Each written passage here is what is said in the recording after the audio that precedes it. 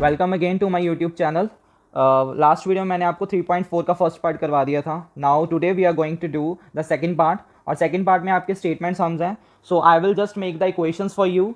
Equations के बाद आपने उन पर एलिमिनेशन मेथड खुद से लगा लेना है, क्योंकि that I already explain in the last video. तो आप प्लीज़ लास्ट वीडियो देखो, वहाँ से एलिमिनेशन सीखो, देन आप इस पर अप्लाई कर सकते हो। नहीं तो मैं चलो फर्स्ट क्वेश्चन पे एलिमिनेशन लगा देता हूँ, आफ्टर दैट बाकी के आप खुद कर सकते हो, ठीक है।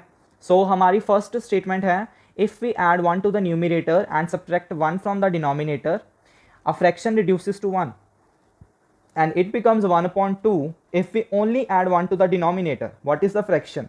So they are talking about a fraction, and a fraction contains numerator and denominator.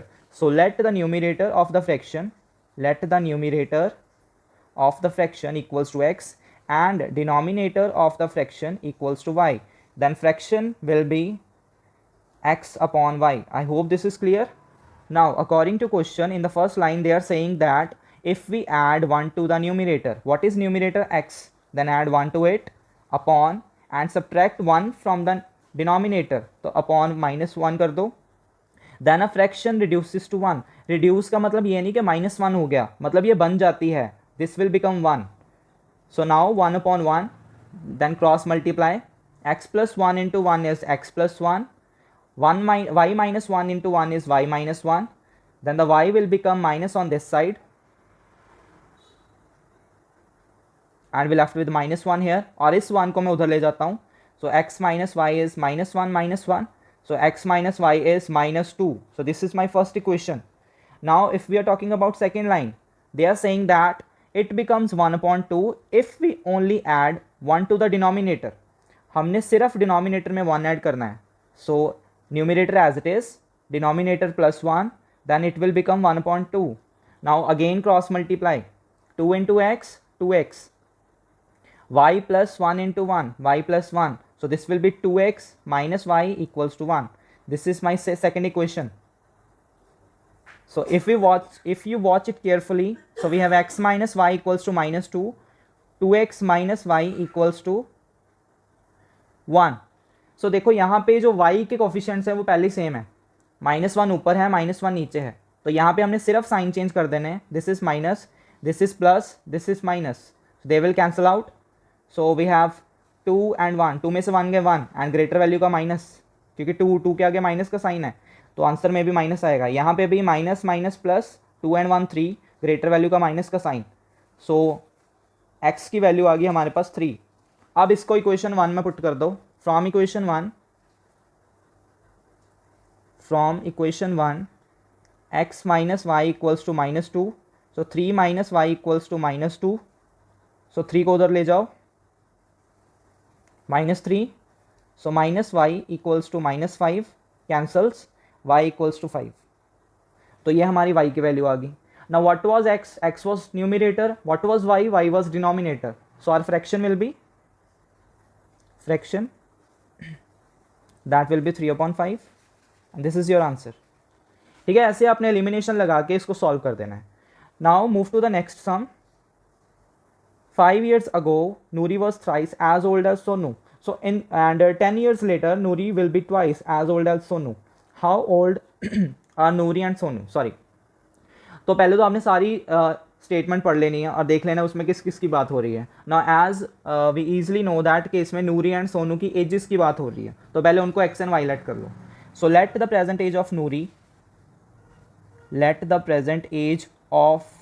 Noori equals to x years, let the present age of Sonu equals to y years.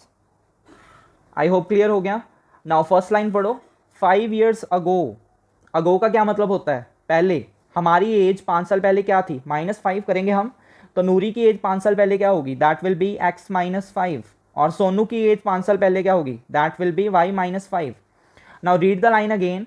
5 years ago जो उनकी ages हैं, Noori was thrice as old as Sonu, तो नूरी की जो as थी वो सोनू की as का 3 टाइम्स, अकॉर्डिंग टू क्वेश्चन था ये. सो आई होप समझ आ गया होगा. x minus 5, 3 into y 3y, 5 3 15, 3y plus का इस साइड आके हो जाएगा माइनस का 3y, and we left with -15 and -5 +5 हो गया. So x minus 3y equals to -10, plus minus minus 15 minus 5 10, और ग्रेटर वैल्यू का माइनस का sign. So this is first equation. Now second line पढ़ो. 10 ईयर्स लेटर, लेटर होता है बाद, हमारी उम्र, हमारी एज 10 साल बाद क्या होगी, तो we will add +10. So similarly Noori और सोनू में भी +10 हो जाएंगे, and Noori will be twice, यहाँ पे नूरी ट्वाइस हो जाती है. तो अगर बनाए equation, this will be x + 10 और y + 10, तो नूरी हो जाती है सोनू का twice. So this will B 2y + 20. Now x - 2y, 20 - 10, so x - 2y equals to 10. So this is the second equation. After that you can solve first and second equation by elimination.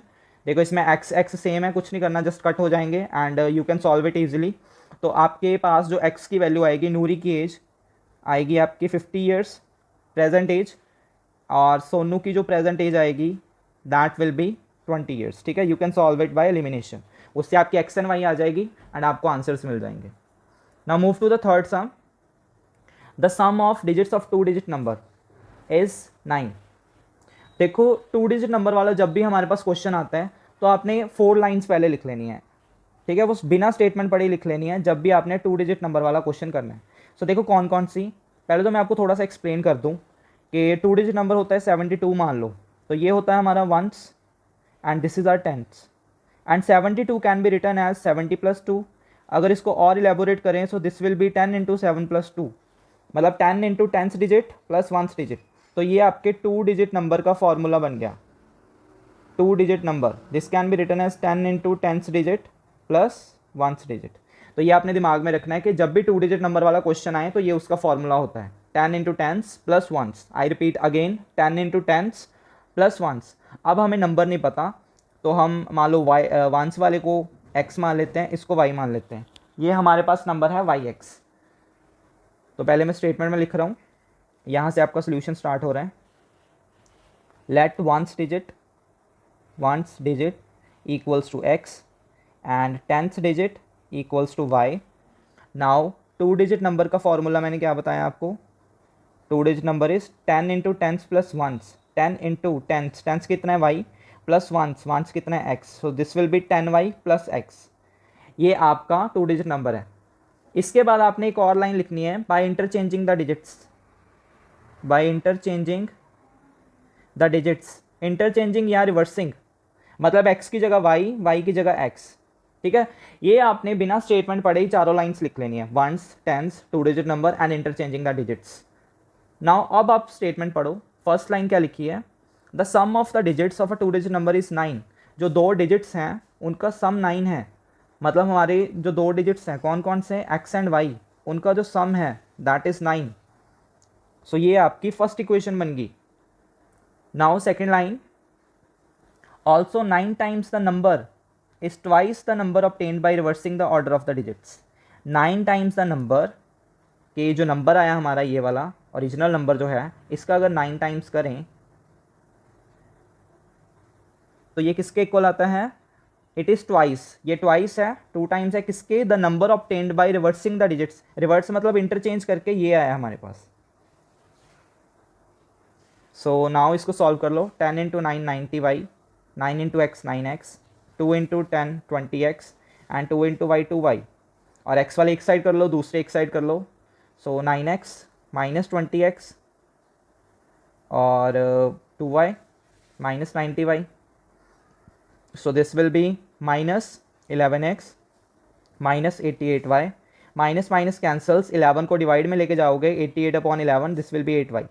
तो x equals to 8y आ गया. चाहे तो इसकी equation बना लो, चाहे तो x की value यहाँ पे आप सब्सटीट्यूशन के साथ भी प्रोसीड कर सकते हो. इसको पुट कर दो इक्वेशन 1 में.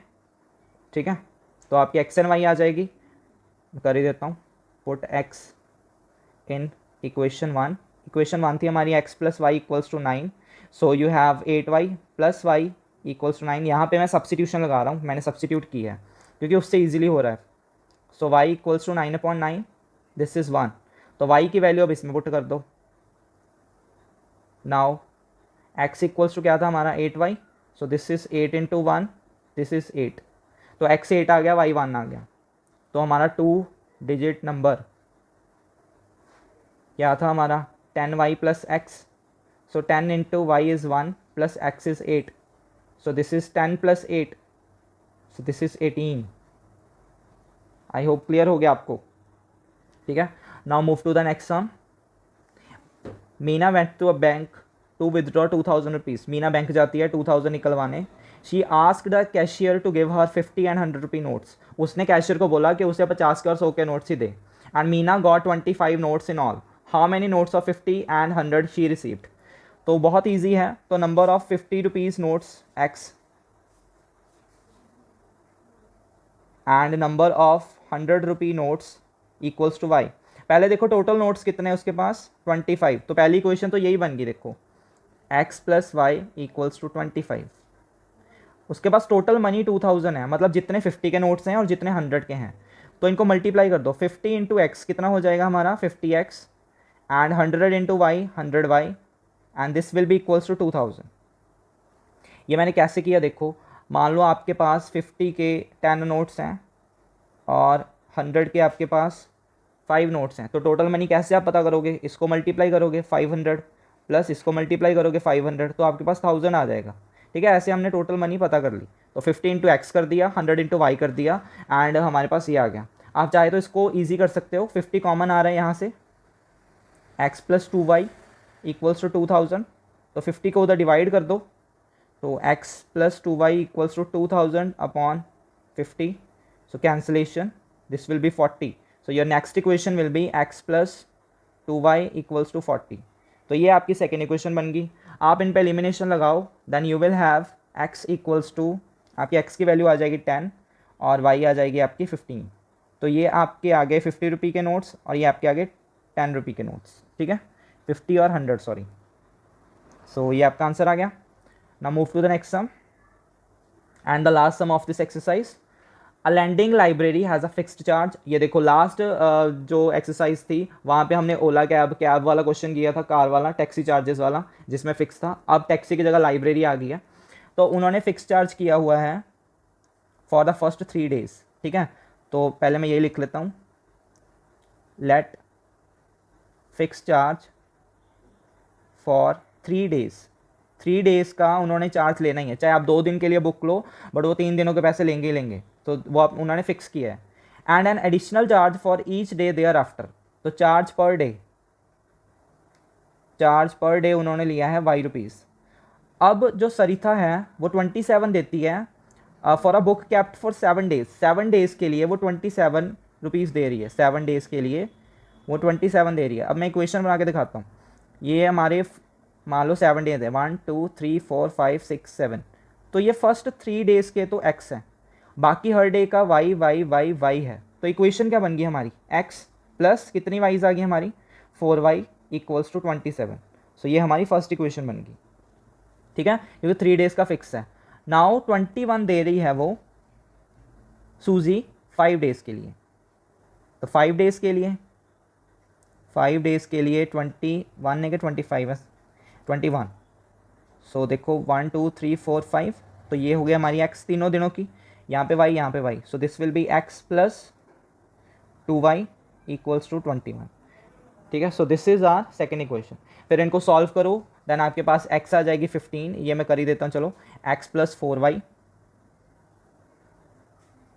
Equals to 27. x minus 2y x plus 2y equals to 21. यहाँ पे x सेम है. So just change the science.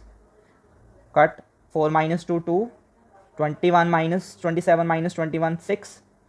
ठीक है. तो y equals to 6/2. This will be 3. अब y की इक्वेशन 1 में पुट कर दो y की वैल्यू फ्रॉम इक्वेशन 1. इक्वेशन 1 है आपकी x plus 4y equals to 27. x plus 4 into 3 equals to 27. 4 3 दा 12. तो 12 उस साइड जाके माइनस हो जाएगा और 27 माइनस 12 इज़ 15. सो ये 3 days का फिक्स चार्ज आ गया और y पर डे चार्ज आ गया आपका 3. आई होप आपको क्लियर है. अगर if you are having any doubt then please comment. Till now take care. Good bye.